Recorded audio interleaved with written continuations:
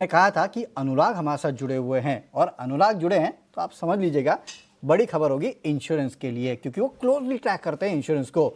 और insurance reform प्रक्रिया दरअसल फिर से शुरू करने के लिए IRDAI ने एक नई उच्च स्तरीय कमेटी जो है उसको बनाया है।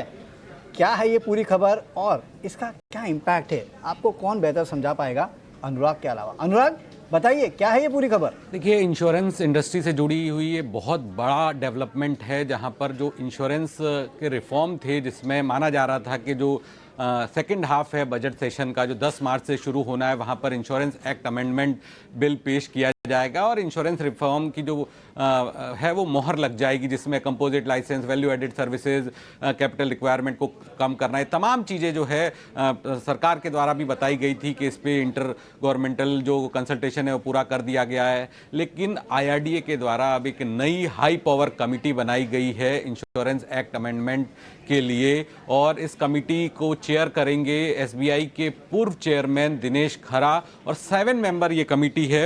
अगर मैं इन 7 मेंबर कमेटी के नाम बताना चाहूँ, N कन्नन जो पूर्व MD एंड CEO है ICICI प्रूडेंशियल लाइफ इंश्योरेंस के, राकेश जोशी जो पूर्व मेंबर है IRDA के, इसके अलावा गिरीश राधाकृष्णन जो पूर्व CMD है यूनाइटेड इंडिया इंश्योरेंस के, Alok Mishra MD and CEO MFIN के, और L विश्वनाथन जो कि कानून के जानकार है। तो ये जो 7 मेंबर कमेटी है ये 3 महीने के अंदर अपनी रिपोर्ट रेगुलेटर को सौंपेगी। रेगुलेटर के द्वारा फिर रिकमेंडेशन जो है वो वित्त मंत्रालय को भेजे जाएंगे, और वित्त मंत्रालय जो है फिर एक बार फिर पब्लिक कंसल्टेशन की प्रक्रिया को करेगा। तो ये जो पूरी प्रक्रिया है 2022 के अंदर भी हुई थी, और नवंबर 2022 में ड्राफ्ट बिल आया था। तो एक बार फिर से ये प्रक्रिया को दोहराया जाएगा, और जो माना जा रहा था कि इंश्योरेंस एक्ट अमेंडमेंट का जो बिल है वो जल्द ही पास हो जाएगा और इंश्योरेंस रिफॉर्म पे मोहर लग जाएगी पार्लियामेंट की, लेकिन अब उसमें देरी होते हुए दिख रही है, क्योंकि ये long awaited, long expected reform थे इंश्योरेंस इंडस्ट्री के लिए, जिसका इंश्योरेंस इंडस्ट्री बेसब्री से इंतजार कर रही थी।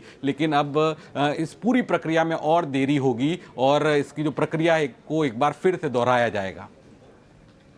ओके, चलिए, तो ये है वो एक्सक्लूसिव जानकारी इंश्योरेंस को लेके जो अनुराग हमारे तक पहुंचाते हुए। एक नई कमेटी जो है उसका गठन हो रहा है, नो डाउट। रिफॉर्म की बात जो अनुराग देखी कि 2022 में इसको इनिशिएट किया गया था, लेकिन अब एक कमेटी जो है उसको बनाया गया है।